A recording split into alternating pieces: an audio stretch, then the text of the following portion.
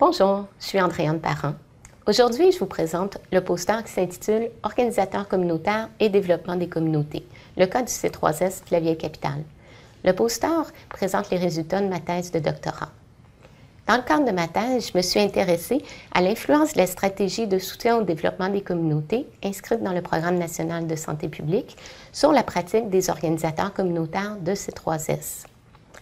La stratégie telle qu'elle est définie dans les documents de santé publique, avec les principes d'intervention et l'action sur les déterminants sociaux de la santé, peut apporter des changements dans la pratique des organisateurs communautaires. Donc, pour répondre à cette problématique, pour aborder cette problématique, j'ai réalisé une recherche en 3 volets. Dans le premier volet, qui répondait à la question « Quel est le processus de mise en place d'une stratégie de soutien au développement des communautés ?» j'ai réalisé une étude ethnographique d'une démarche de développement des communautés qui se déroulait au centre-ville de Québec. Le deuxième volet concernait les organisateurs communautaires directement.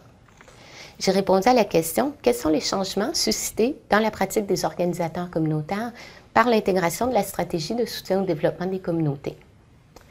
Pour répondre à la question, on a mis en place un groupe de pratique réflexif avec les organisateurs communautaires où ils ont présenté des études de cas qu'ils ont analysées à partir d'une grille qu'on avait élaborée dans le cadre de la recherche.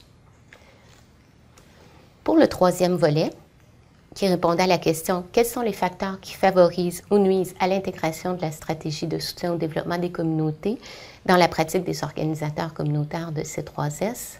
j'ai réalisé, en sus des entrevues que j'ai réalisées dans le premier et le deuxième volet, 9 entrevues où j'ai rencontré des acteurs clés au niveau national, régional et local. On a pu établir une liste de facteurs défavorables et de facteurs favorables à l'intégration. En conclusion, ma recherche confirme ce que plusieurs auteurs ont observé. La pratique des organisateurs communautaires en C3S s'est largement modifiée depuis 30 ans. Ceux qui soutiennent le développement des communautés doivent aujourd'hui composer avec de nouveaux partenaires, accomplir de nouvelles tâches et innover pour susciter la participation citoyenne et la mobilisation du milieu. Le soutien au développement des communautés exige donc une expansion des connaissances afin de bien comprendre la complexité des problèmes, cibler les interventions à mettre en place et développer la capacité à utiliser de nouveaux outils et de nouvelles méthodes.